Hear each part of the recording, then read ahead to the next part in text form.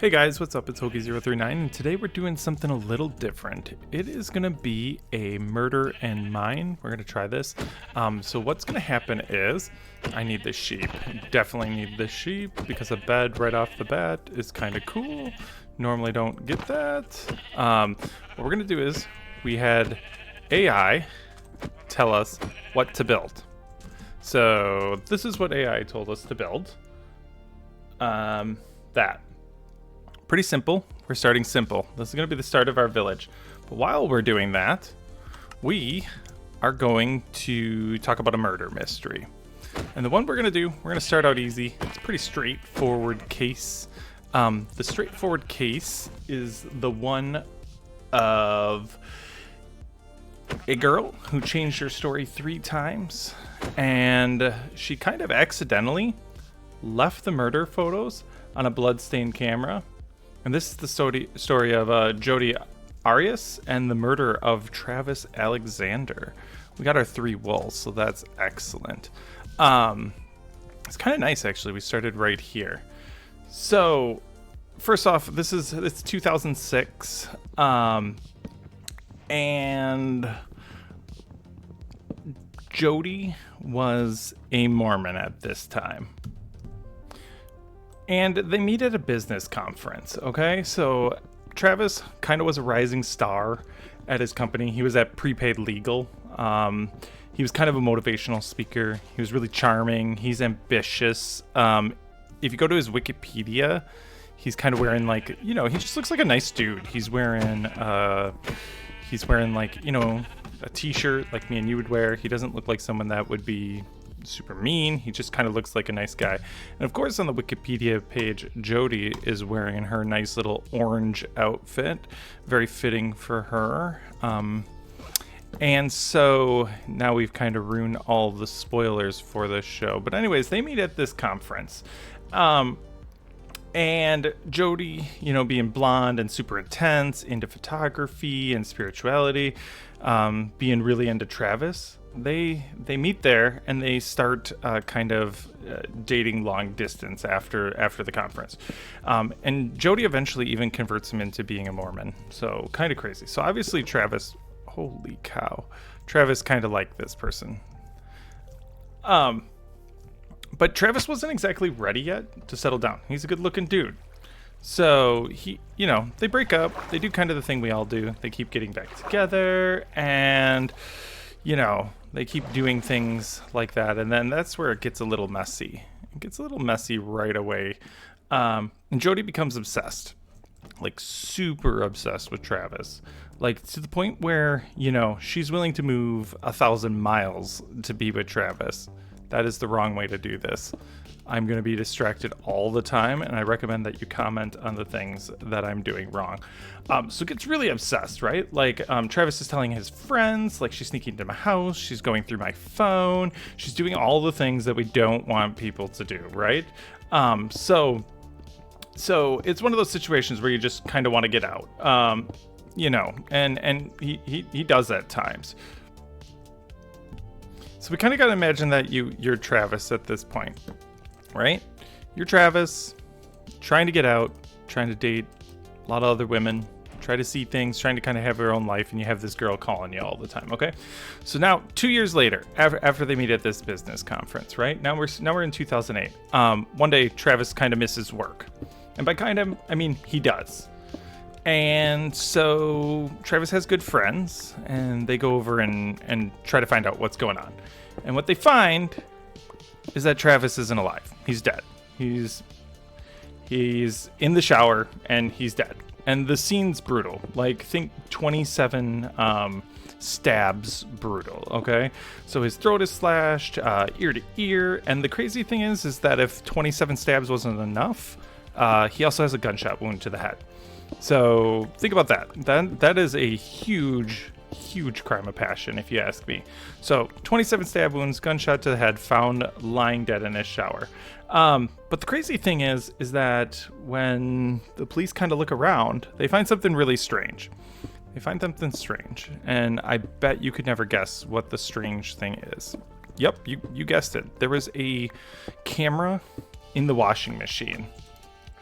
I bet you guessed that, huh? Straight up camera in the washing machine. So he's in the camera's in the washing machine, and the crazy thing is that the police take it out, and they're like, there's no possible way that this would ever work. Well, why did I get that? Why did I do that? We won our bed. There's no possible way that this would ever work. Well, guess what? It did. And so even weirder is, obviously she wasn't thinking that people were going to see this, but even weirder is that when they look at the camera, there's pictures of it right before he died. So she was taking pictures of him, and the craziest one is that the last picture that they see is one of him bleeding out. So absolutely crazy that she just allowed that to be found, just bleeding out on yep, not going that way, on the camera. So the police obviously have one suspect. You know, Travis was talking with his friends. They have one suspect in mind. It's not like they were going to go to the neighbor or something and be like, obviously you did this, you know. We've only heard that the friends all think that Jodi's crazy, but obviously you did this, so we're gonna look into you. No, they went to Jodi, and this is, you know, Jodi does the normal, right? She says, I wasn't there. Whoa. She says, I wasn't there. She's like, I wasn't there. But you know what? Actually, hold on. I think I have a better story, because it's always good to change your story when you're talking with the police. And she's like, oh, okay. Actually, I was there. But you know, what's crazy is ninjas. Okay? Ninjas. You hear me? Obviously, ninjas came into the house, and they broke in and killed Travis while I was running away. And obviously the cops are like, right. Ninjas broke in to the house. Yes, that is what I'm trying to say. I'm trying to say that ninjas broke in. It's an obvious thing. Ninjas are always coming in, and they're always breaking into houses. Have you not heard of the ninja problem that we've been having in town here? We obviously have a big ninja problem. I heard that we're trying to take care of it. We're getting them all kicked out. It's a good thing for the community. Ninjas are obviously not okay. And they're like, sure. We don't believe you. And she's like, okay, if you don't believe that, would you believe me if I said that I killed him? And they were like, you know, that is actually one thing that we might believe. We might actually believe that you killed him. You know, we have this camera. There's pictures. We probably believe that. You know, you were obsessed with him. You moved 1,000 miles away, even though he's trying to be away from you. Yeah, we believe that one. So anyways, it gets weirder in the interrogation room. So not only do we have ninjas now, but now what's weird is that she starts doing handstands on the interrogation footage. You know, she starts doing handstands, and then to top it off, she's like, you know, if handstands weren't weird enough just to try to show that I'm crazy, I'm gonna start putting on some makeup too, because I don't know about you, but I always have to look good when I'm in a police interrogation room. That is the first thing I care about, is my makeup. You know, that's what I think. What I think is if you're gonna do your makeup in an interrogation room, my thought would be maybe you weren't in as much danger as what you're kind of claiming. Well, so they obviously arrest her, right? Because, I mean, one, she admitted it. Two, her first story was ninjas, and ninjas just don't normally get you out of defense. What I will have to find maybe for a future one is one where actually ninjas were involved, so I can just prove myself wrong here. But most of the time, it is factual that ninjas are not involved in the murders, especially if that's the defense that they're trying to give. Ninjas just don't normally commit murders. I feel like they're trained assassins. Well, anyways, so the trial starts in 2013. And this was a big case by then. People were really interested in it, because who wouldn't be interested in a case where ninjas were involved? And and, you know, someone was putting on makeup and doing handstands in the interrogation room. So what's even weirder is that Jodi took the stand in her own case, which isn't weird, but a lot of times, you know, you try to not take the stand because you're probably going to perjure yourself, right? Like you're probably going to make it so that it's not very believable that you're the person that you're trying to convince people of. You know, with the camera in the tub and stuff like that, it's just not very compelling. Well, anyway, she took it for 18 days. So I couldn't imagine all the stuff that she was saying up there. I couldn't imagine the ninja talk.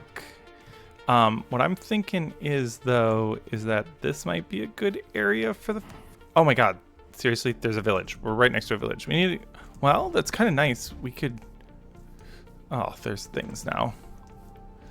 I need to move away from the things. Okay, so 18 days, she took the stands. Prosecutors are saying, of course, she's cold, calculated, killer, she's obsessed. Defense says, you know, Travis was emotionally abusive, he was controlling, and Jodi obviously feared for her life. She was super scared. She didn't know... did I grab enough cobble? I did. She felt that she had no other choice. She could only protect herself, and this was the outcome of that. I don't think the jury was buying it, but you know, you gotta try, you know, if you're on murder. So, you know, they're trying to sell their case, right? Because that's kind of what you gotta do. You just gotta sell your case. That's what he's getting paid for. He's got to make sure that he gets his money at the end of the day. Well, anyways, do we think that the jury was buying it? Nah. They didn't have a lot of sympathy for her. They were pretty much like, yep, this is what it is. We know you did it, and you, yeah, easy decision here. Life in prison, no parole. Okay, no parole at all. So the story doesn't end there, because why would Jodi let her story end there, right? She's kind of crazy. We all know this. We've just heard what she did. We wouldn't believe that she wasn't crazy. But in jail, she decides that, you know, giving interviews is important. You know, trying to sell things, right? What do you think she's selling from jail? She's selling her art, of course, right? Not letters, not anything like that. But she was doing interviews, and she kept a fan base, okay? Which I think is just completely bananas, that people who go to jail have a fan base at all, but she did. So here's a quote that I thought was really crazy from Jodi in jail. And so the crazy thing that did that not break? It did break. Okay. The crazy thing is that Jodi goes, but you know, she goes, no jury will convict me because I'm innocent, and you can mark my word on that.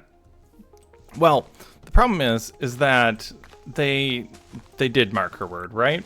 And Travis, he was just a guy, you know, trying to get a life, trying to get away from her.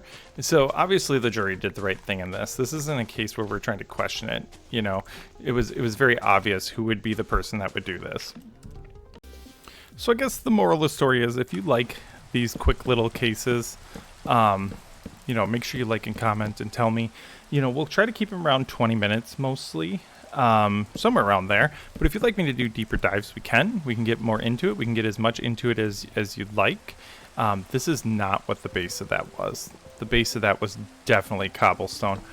So if you like this, like it, comment, and we'll do AI builds as we tell them until we get a full village, and that's will be kind of what this world is going to be based around. So kind of tell me what you think about it. Thanks. See you in the next one. Bye.